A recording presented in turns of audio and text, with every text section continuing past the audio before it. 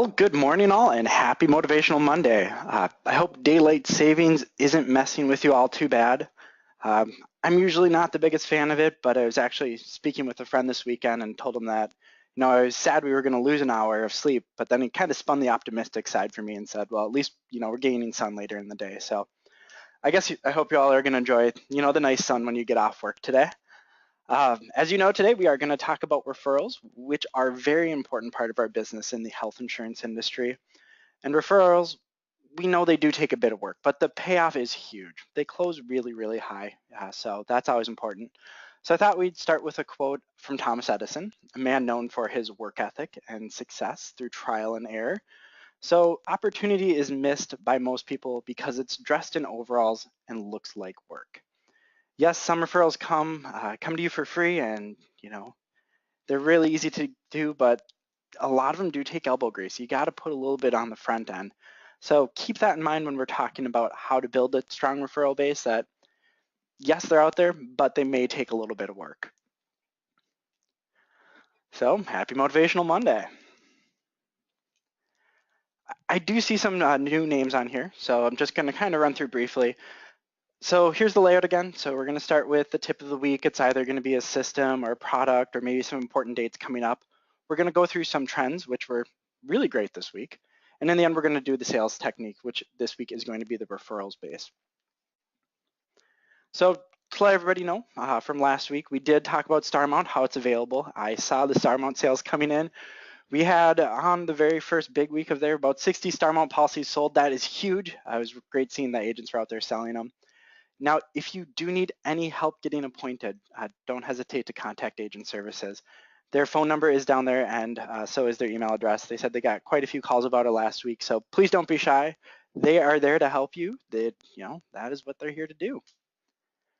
So this week's tip of the week, I have two again. Couldn't help myself.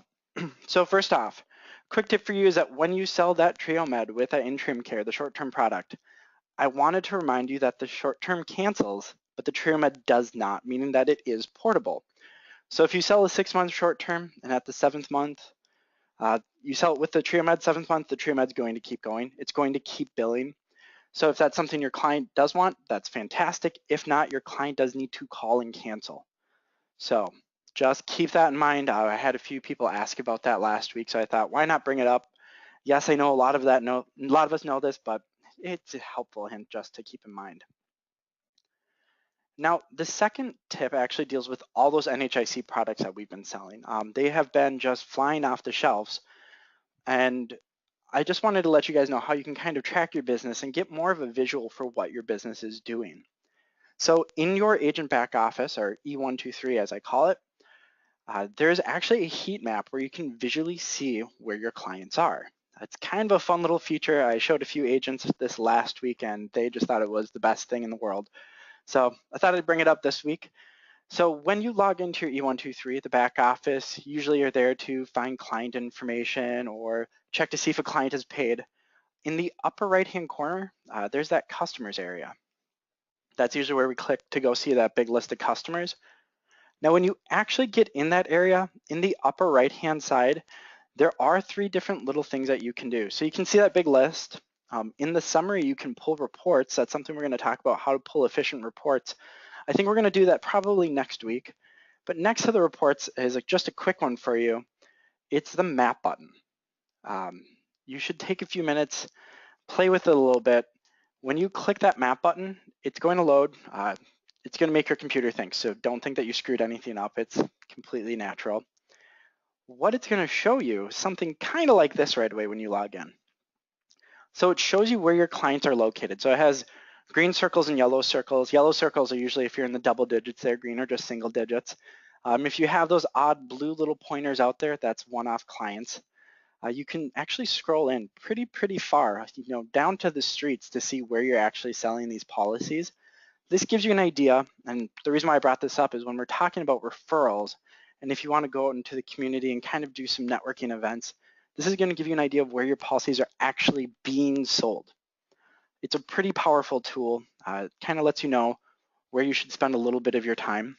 Now, if you do a lot of phone sales in 5 or 6 states, it'll let you know too what states are your most popular. A lot of people ask, this is the easiest way to do it. So just kind of a picture when you start scrolling in a little bit. I didn't scroll in too far for HIPAA reasons. I didn't want to show the client's information too much, but this agent has kind of a little bit of business all around Georgia there. You know, you can see in the Atlanta area that there's a big green 3 and a big green 7.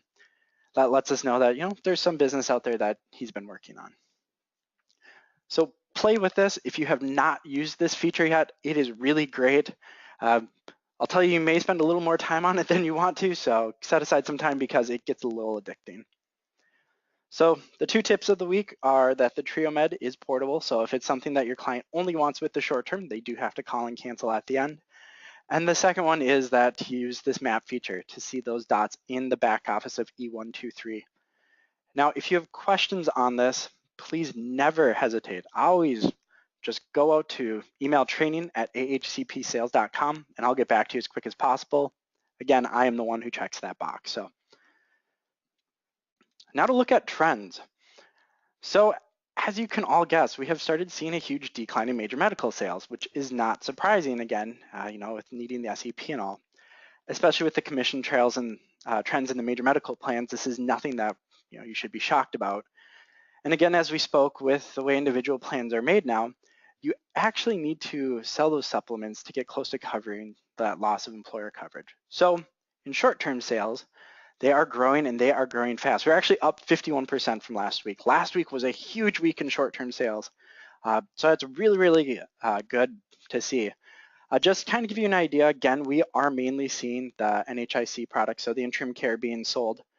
And there's a little bit of the golden rule coming out there. Now, with the interim care, keep in mind, I talked about it last week, there is that guaranteed issue product. We are starting to see the uptick in that.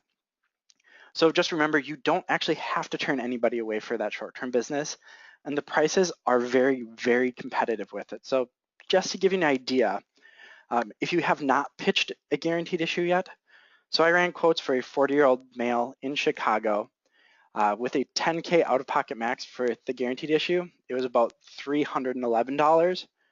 Now with the non-guaranteed issue one, which the max you can get is the $87.50, it was $293. So really it's just $20 more to get that guaranteed issue. So it shouldn't be something that you're hesitant to out there pitching. The prices are extremely competitive, and those that need the guaranteed issue are usually a little aware, so they're not going to be shocked by that price difference. So huge uptick in short term. Again, mainly seeing those NHICs and the guaranteed issues are starting to grow. Now, as far as it goes with the supplements, so accident sales are up by 27%. That is great. I can tell when I was taking a look at what these accident sales are, they're actually being part of a package. So it's a short term, usually with an accident plan and then a dental, actually. They were just blew off the charts last week. So one thing to keep in mind, 80% of claims are accidents. So if someone has children, you're kind of doing a disservice letting them leave without accident plans because kids are really quite accident prone. So one thing that I thought was kind of neat is that we started seeing an uptick in the time insurance company, or used to be called Assurant, the AME plans, accident medical expense with the plan enhancer. That is available in 23 states. It's gaining a lot of traction, so we're just watching that grow pretty quick. If you haven't taken a look at that plan enhancer, it's kind of interesting. So it's a regular accident medical expense, but you can add a sickness hospital rider and also a cancer, heart, and stroke rider on there. And it is pretty cheap to do. So a regular $2,500 AME through time insurance company is about $1,150 a month. To add those two, and it's about $1,150 a month, and then with the family, it's about $1,575. So really good job on those accident sales. Kind of on the flip side, we did see a decrease in critical illness. Still CVL is kind of the one heading the charge out there. But my favorite thing here personally is that we saw a huge increase in dental, and it was being sold with a lot of other supplements in short term. So, I mean, the increase in dental was magnificent. I can tell that you guys are adding that kind of quick value on. Again, it is one of those products that your client is going to use right away. It's going to help with retention. So they'll have this package of insurance that you made for them, and dental is the one they're going to use. So that is the one that's going to say, hey, there's actually value in this policy. So really good job. Mainly it was Golden Rule and Humana 1. Now, one thing to keep in mind too, if your client has a dentist that isn't in network, that time insurance company, again, does have that fixed benefit dental plan where they can go to any dentist they want. So that is out there too. Another thing, in your back pocket. So good job on the dental sales. So now we're going to get into the sales techniques here. I'm going to throw everything up. So this week, I really wanted to talk about referrals. It is one of my favorite things. There are some really simple steps you can take starting this week, actually, to start building that referral base.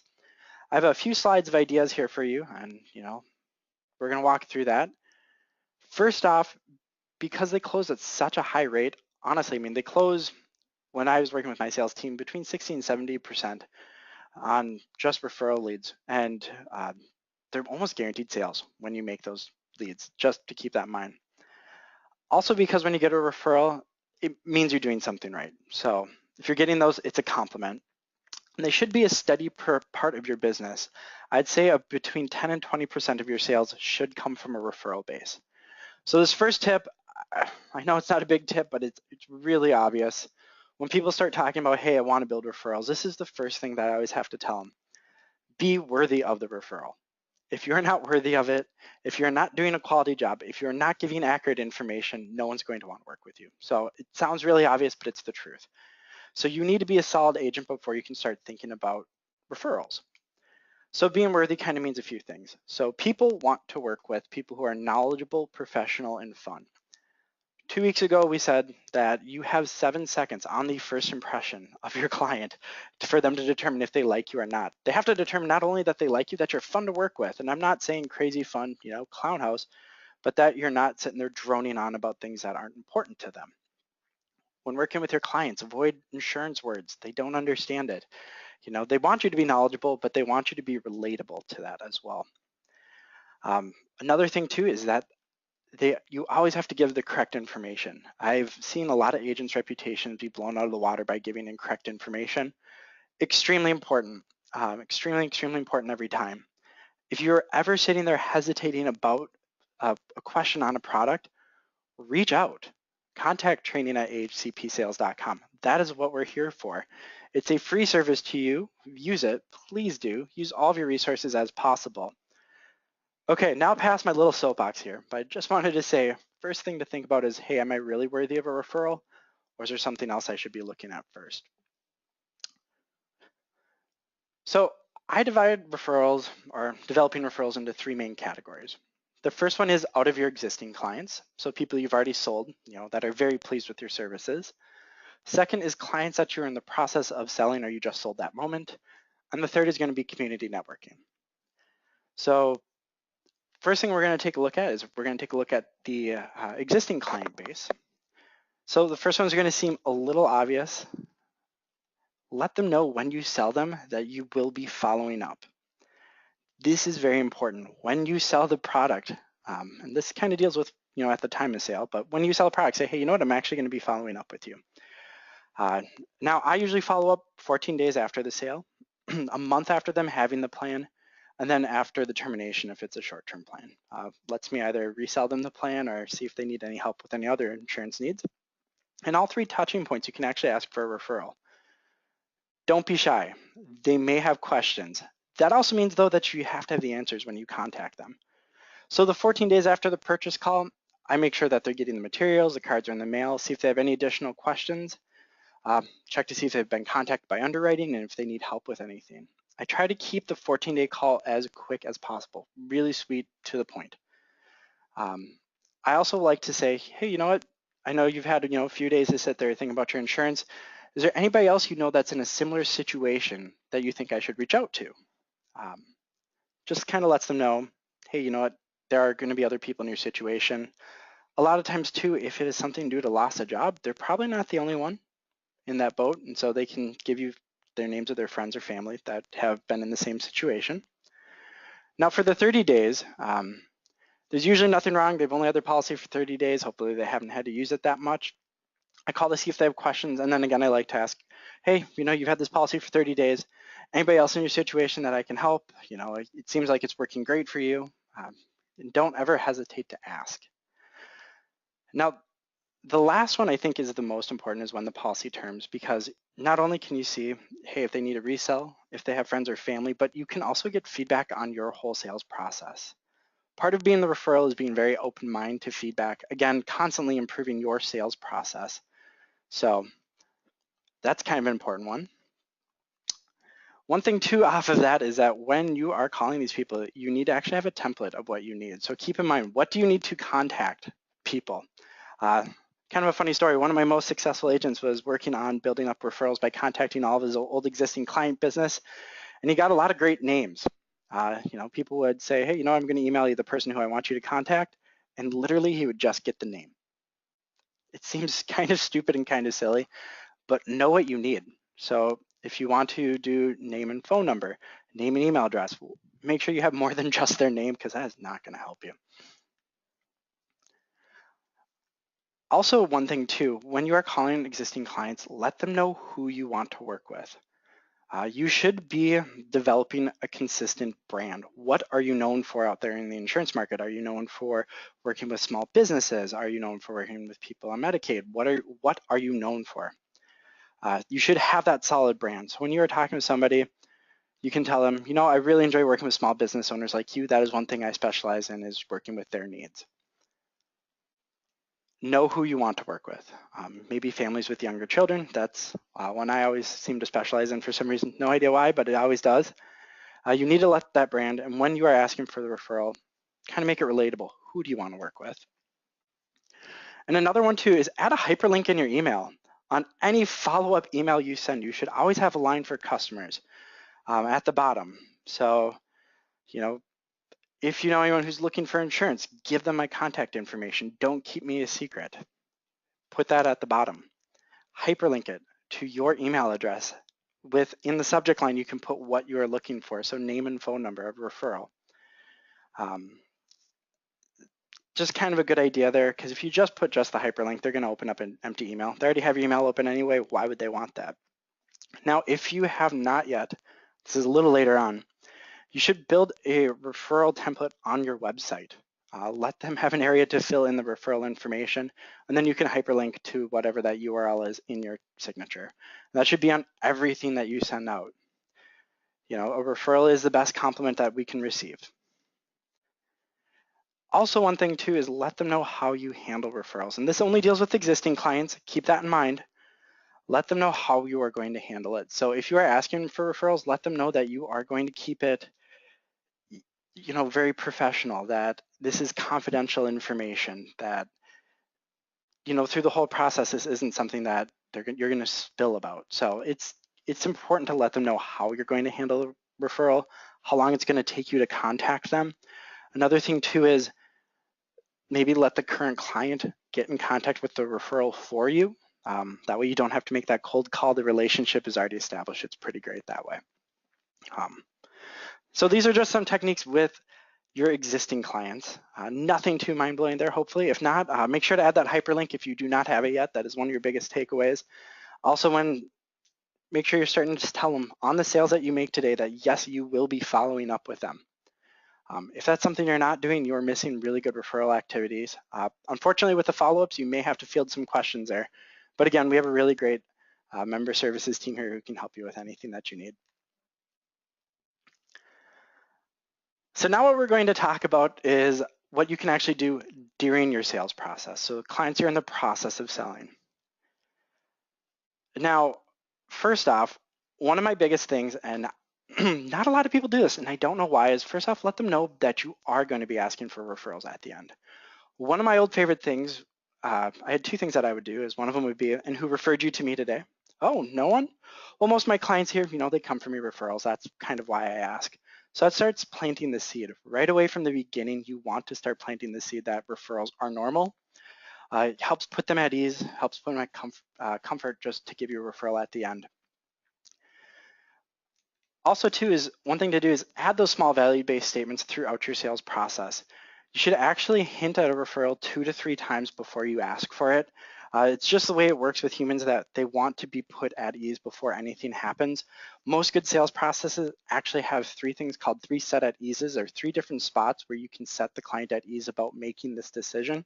You should do the same with that. So one of them too would be depending on where I find out where the client lives or what their interests are. I'd be like, oh yeah, it seems like whenever I talk to one person in Coon Rapids, it seems like they send all their friends and family to me. So I actually wind up working with a lot of people who are in the same industry as that or the same city as that. Or every time I seem to talk to a plumber, they never keep me a secret. I always wind up, talking to like 10 or 20 plumbers that week. It's just funny how that works. Anything that can make the client feel that not only is it normal, but everybody does it. And it's not something you want to stick out. It's just something you want to slide in.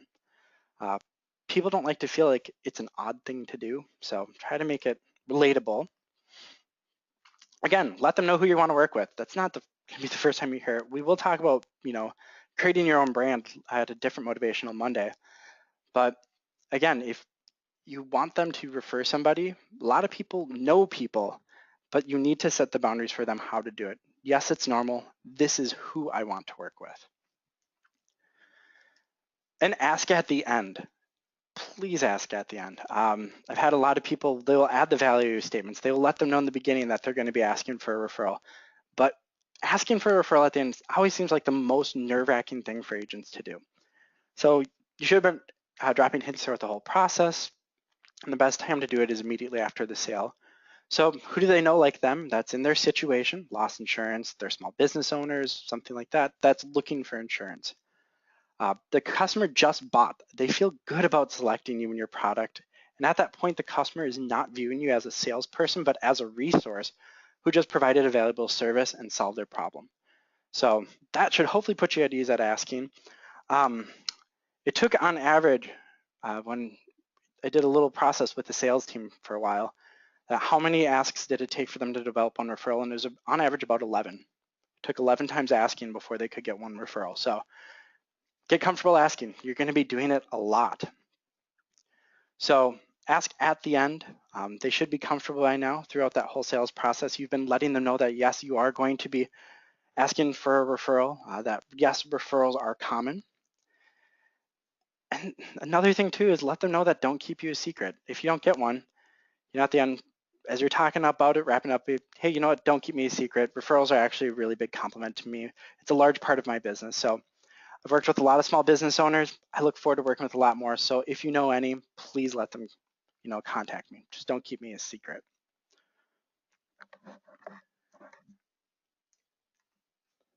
And here too, let's talk about some actual external ways to do referrals. So that's the small things to do during your sales process. So contacting your existing clients, adding it during your sales process. But let's talk about physical things that you can go and do now. First off, find somebody who's in a similar, not identical, similar field and to create a referral process with.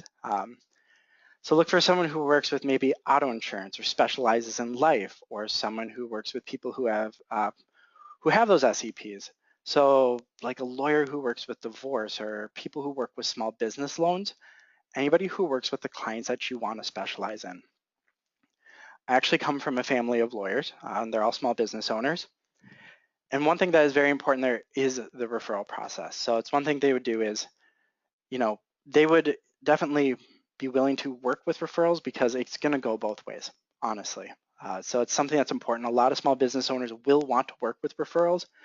So start thinking about people who are in similar fields or who work with those things during those special enrollment periods. Again, there's a lot of those qualifying life events out there. Put some thought into them. Who around you works with people who deal with the qualifying life events? Give these people your business cards. Give them a stack. Let them know. Let them have it at their desk when they're talking with people. Another thing to do is walk them through what you can do for them. So if you are going to find a referral partner, let them know, not only will I refer people to you when you refer people to me. It is a two-way process.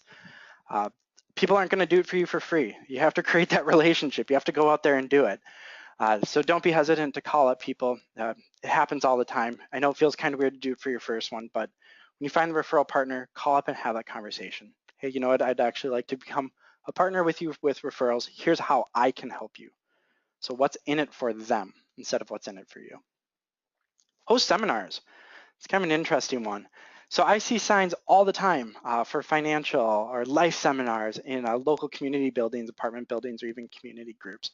I see them all the time. I live in a very large apartment complex, about 1,000 units, and we have financial planning, which is really just lead development seminars, probably once a month.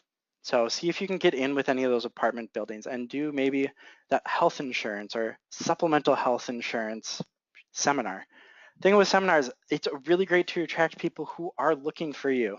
It should be fairly inexpensive, a plate of cookies, a case of water, or milk if you're nice. And you can always check also to see with the community organizers of these places if they'd be willing to contact the people for you. So take a look for large apartment buildings, any community buildings or community groups. There's also a lot of churches in my area who will do those kind of things too with financial planning seminars. So there's a lot of areas out there that are just untapped. I'm not gonna lie, I don't see too many health insurance seminars. These people will come to learn, so you'd have to create kind of a presentation of maybe the basics of health insurance, what products you have and how you can help them. People wanna be out there, they want to learn from you, so this is kind of a good one. If you haven't thought about hosting a seminar, please contact me, let me know. I can walk you through how to build really great PowerPoints. I can walk you through kind of what they're looking for. Network in local small business groups. You are all basically small business owners. So if you aren't out there networking with all other small business owners, start doing it now. Take a look at meetup.com. That has a lot of small business groups. If you aren't part of LinkedIn, that's also a really good one to do for external ways. Start taking a look at those other small business groups. That can also help you find the referral partners, and they can also find out where other people are hosting those seminars. Add that referral link on your website. Everybody should have this. You should have a referral link for people to be able to reach out to you. That's also going to set those boundaries like we talked about that are important. And then also add into the email signature. So add the URL of your referral website. And if you need help hyperlinking, again, reach out, don't be shy. So some steps to take now. I know I'm running a little short on time here. Be worth the referral. Add that referral link to your signature. Create a list of people in the community that you want to talk to. Let your sales that you're doing starting today, let them start knowing that you will be following up. And then create a list of referral partners and a system to connect with them. So these are the 5 things you should really start be thinking about today. Are you worthy of the referral? Do you have a referral link in your signature? When people you're talking to today, let them know you're going to be following up after they're sold. To create that list of people in your communities. Hey, feel free to run it by me. We can kind of do some of the searching together. That's what I'm here for. And create a list of referral partners that you want to connect with.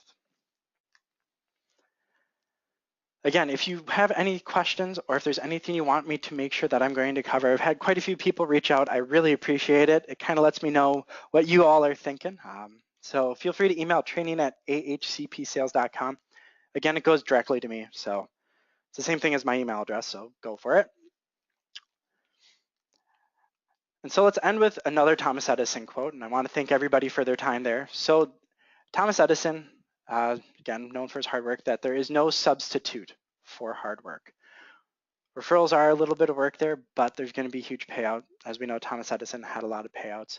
Again, if you want help brainstorming on how to contact people or how to add that hyperlink to your signature, what kind of things you should talk about at the seminar, reach out. Keep in mind, AHCP, we do have a lot of free resources for you. Make sure to take advantage of them. And thanks everybody for your time and have a very strong sales week.